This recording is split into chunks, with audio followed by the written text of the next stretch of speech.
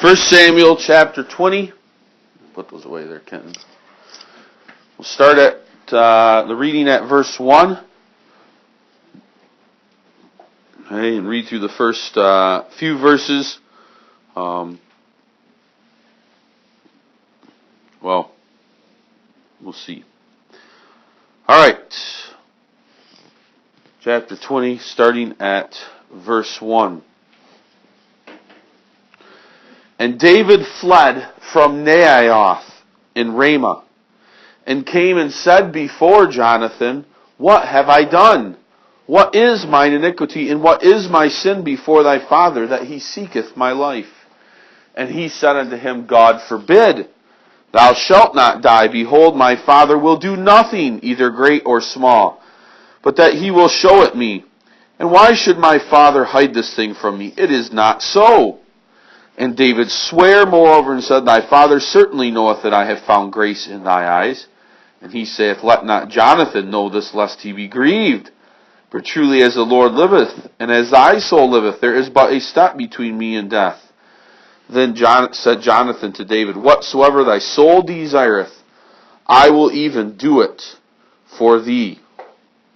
So, we see here that Jonathan, his soul being knit with David, goes to be with him again. They find each other as true, good, godly friends do.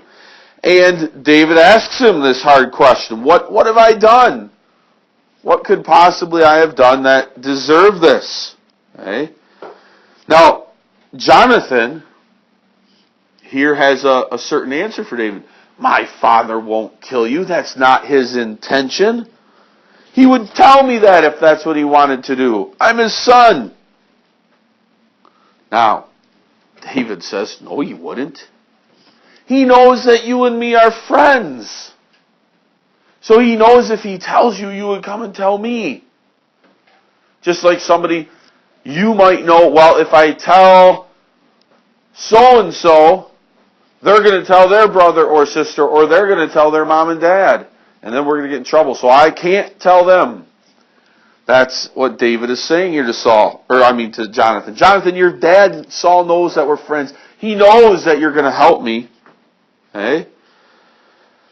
And Jonathan probably thinks, well, maybe it's this illness that my father's, sickness that comes over him from time to time when he throws that spear across the room. Yes, well, in that fit of illness, he could kill me. Okay? So David is kind of discouraged here. We see that he's not so happy whatsoever. But truly as the Lord liveth, there's but a step between me and death. Now that shows some pretty depressive ideas. You could say David is almost in a depression here. He's saddened. He's forgetting to trust in the Lord and putting his trust in the Lord, knowing that God will be with him. I'm but a step from death. I'm that close to death because your father wants to kill me.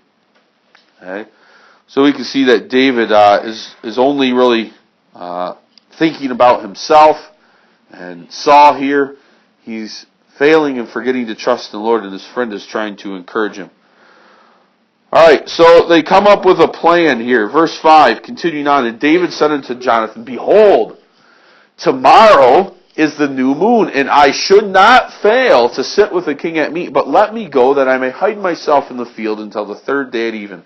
If thy father at all miss me, then say, David earnestly asked leave of me, that he might run to Bethlehem this city. For there is a yearly sacrifice there for all the family. If he say thus, It is well, thy servant shall have peace.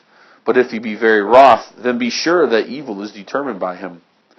Therefore thou shalt deal kindly with thy servant, for thou hast brought thy servant into a covenant of the Lord with thee.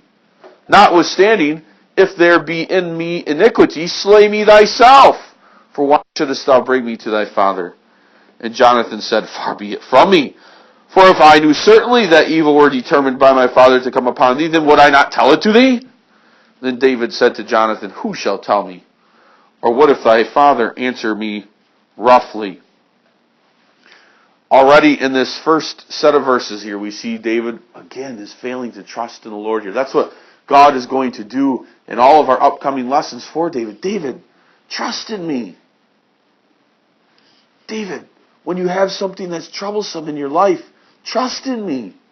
And that's the same for me and you. Sometimes God puts us through difficulties because He's saying, trust in me. Logan, you have to trust in me. Don't be afraid. Okay? Or Brody, don't be afraid. Trust in me. Know that I am in control of all things. Stop trusting yourself. Because what does David say here? He tells Jonathan to tell a lie. I'll not show up at the feast. The feast is tomorrow. It's going to be expected that I'm going to be there. And I'm not going to show up. If your father really is angry at me and he doesn't like me, he's going to become angry. But if it's not a big deal to him, he'll be fine with it. And then we'll see a little bit more, Jonathan, if I'm right or if you're right. Okay? But he tells Jonathan, lie.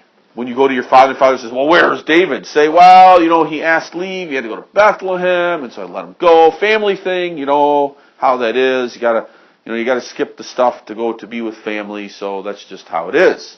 Okay? Well, David there is showing not trusting in the Lord because he wants his own friend to lie. Okay? So, these are some of David's suggestions. So, he should be there, but he's not. Now, he has another problem here.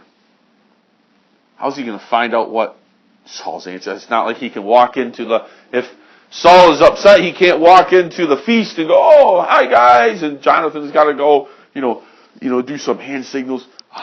He's really angry, or, just something like that, or good, he's good to go, he's happy. Because if he walks in and he's angry, what is Saul going to do? Well, of course, it would make sense he'd order guards, seize that man. Okay? So how is David going to learn? What is Saul's reaction? Verse 11. And Jonathan said unto David, O Lord God of Israel. Verse 11. And Jonathan said unto David, come and let us go out into the field. And they went both out of them into the field. And Jonathan said unto David, O Lord God of Israel, when I have sounded my father about tomorrow any time, or the third day, and behold, if there be good toward David, then I then sin not unto thee, and show it thee. The Lord do so, and much more to Jonathan. But if it please my father to do thee evil, then I will show it thee, and send thee away. That thou mayest go in peace, and the Lord be with thee, as he has been with my father. And thou shalt not only, while yet I live, show me the kindness of the Lord, that I die not.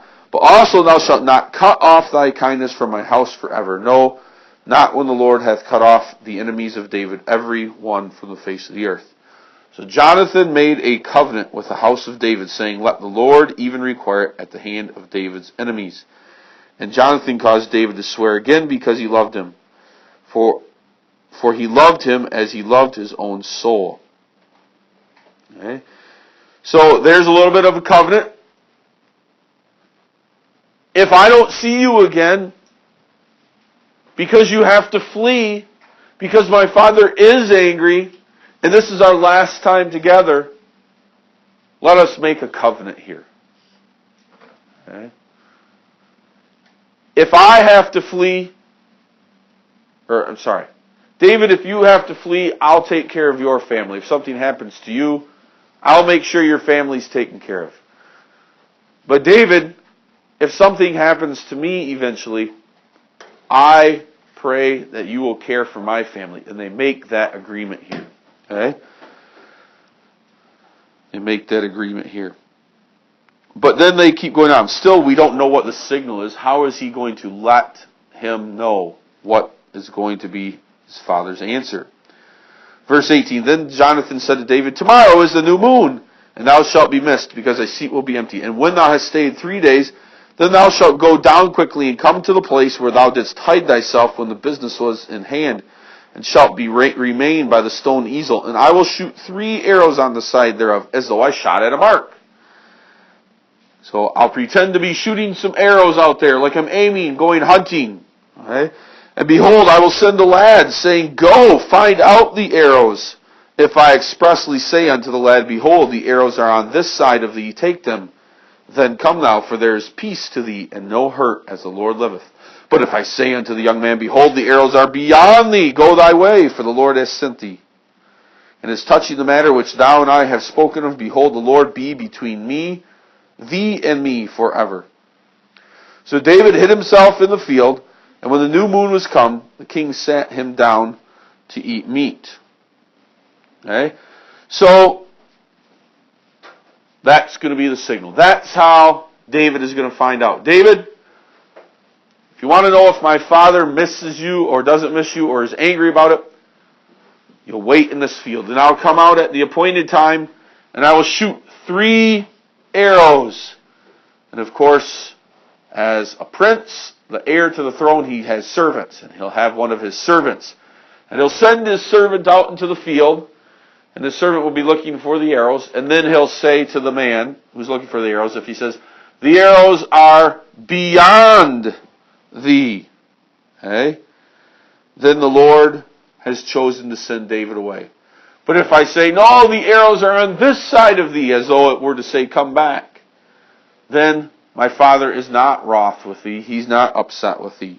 Okay? There will be peace. And then, of course, they, once again, remind each other of their covenants and their promises that they make to each other. So what happens at the feast? Well, that's in verse 24 here.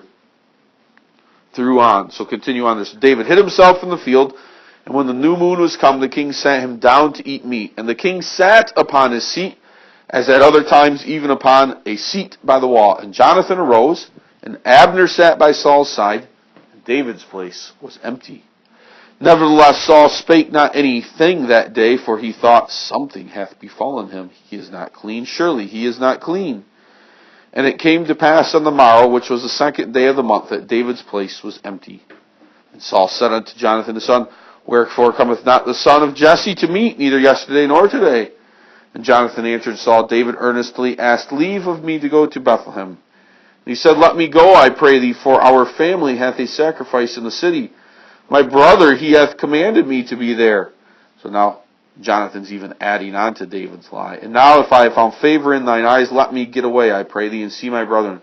Therefore he cometh not unto the king's table. Then Saul's anger was kindled against Jonathan, and he said unto him, Thou son of the perverse rebellious woman, do not I know that thou hast chosen the son of Jesse to thine own confusion, and unto the confusion of thy mother's nakedness? For as long as the son of Jesse liveth upon the ground, thou shalt not be established, nor thy kingdom. Wherefore now fetch him unto me, for he shall surely die. And Jonathan answered Saul his father, and said unto him, Wherefore shall he be slain? What hath he done? And Saul cast a javelin at him to smite him, whereby Jonathan knew that it was determined of his father to slay David. So Jonathan arose from the table in fierce anger, and did eat no meat the 2nd day of the month, for he was grieved for David, because his father had done him shame. So we see it here. Okay?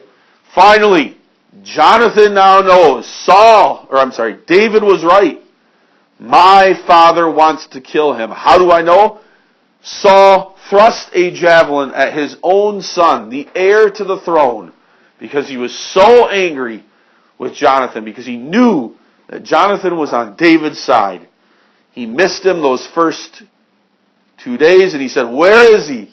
Jonathan came up with the lie, told him what the lie was. But it didn't matter.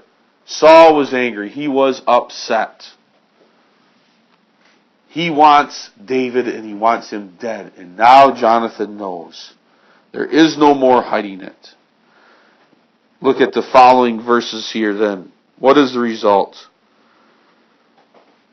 Verse 35. And it came to pass in the morning that Jonathan went out into the field at the time appointed with David, and a little lad with him. And he said unto his lad, Run. So he must have shot out the arrows. Find out now the arrows which I shoot. And as the lad ran, he shot an arrow beyond him. And when the lad was come to the place of the arrow which Jonathan had shot, the young lad is looking for it there, Jonathan cried after the lad and said, Is not the arrow beyond thee? And Jonathan cried after the lad, Make speed, haste, stay not. And Jonathan's lad gathered up the arrows and came to his master. But the lad knew not anything. Only Jonathan and David knew the matter. And Jonathan gave his artillery unto the lad, and said unto him, Go, carry them to the city. So the same thing happens, as they had agreed upon. He comes out at the appointed time, he shoots the arrows, the lad goes out and looks for them, and he says, The arrows be beyond thee. And the lad goes, and goes even further to find the arrows, and then collects them. But in that time, you can imagine the heart dropping out of Jonathan. Maybe even tears starting to come down his face, because he has to tell his friend David was right. And his father wants to kill him. Now David is going to have to run, flee for his life. And you can imagine David sitting out by that rock in the weeds where no one can see him, and hoping and praying to God that Jonathan says, the arrows be on this side of me, meaning he can stay, it's peaceful. But he knows better. He knows what the Lord's will is, that he will become king. Knows the trouble that's going to come before them. And so the expected words of, the arrows are beyond thee, lad, hit David. Probably hit him heavily. And he too, his heart drops. Maybe his eyes begin to well up with tears too, knowing that he is going to have to run and flee for his life. And although they had said before, we may never see each other again, so let us establish a covenant. By Jonathan sending the lad back into the city, they now have opportunity to once again see each other and cry on each other's shoulders, to hug each other and say, I love you, friend. Take care of yourself. God be with you, and God be with me as we are apart from one another. If we ever see each other again on this earth, we don't know. And so that's what they do. As soon as the lad was gone, David arose out of a place toward the south and fell on his face to the ground, and bowed himself 3 times, and they kissed one another and wept one with another until David exceeded. And Jonathan said to David, Go in peace, for as much as we have sworn both of us in the name of the Lord, saying, The Lord be between me and thee, and between my seed and thy seed forever. And he arose and departed. Jonathan went into the city, probably walking back to the city with red eyes, and David walking away. Jonathan thinking in his heart, well, I'm going to have to be the one that cares for David's family now, because David has to flee and run away. So this covenant that we've made, I am going to be the one that's going to have to uphold the bargain. What he doesn't know is that's not the case. In the end, it will be David upholding the bargain later on in that covenant promise. But here, they separate. These 2 friends, godly friends, are parting. They have that in your lifetime. A death of a friend. It's very hard. It's very difficult. It's heart-wrenching. Especially when you're young. Maybe a friend is going to move away. Maybe someone sometime announces, my dad has lost his job and we have to move. Or for health reasons, it would be better if our family lived back over here. There's all kinds of those things. And so you lose your friend, your classmate. Your heart's heavy. That's not easy. There'll be many tears as they left. And you know, I'll hardly see them. Maybe once, twice a year from now on instead of every day. Maybe you, as you grow older, will have to go off to move somewhere else. Or maybe it's just off to college. That's not easy difficult to separate the first time. It's difficult. Sure, there will be tears and difficulties, knowing it won't be as frequent as I saw them. I won't be going to my grandma's house every Sunday afternoon like I have in the past, but it'll be a treat, maybe once or twice a year. Those are those things that Saul and Jonathan knew here. We can know too. But in those, we can know that God is always with us. God is always with our friend, wherever they may be. As far apart as they may be. It's a blessing. In that, God is blessing those who are apart. He's working all things for His good.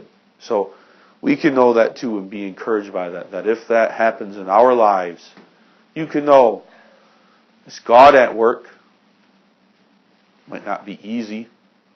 You might ask, why me at times?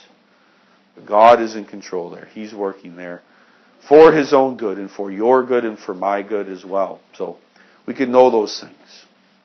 They're good.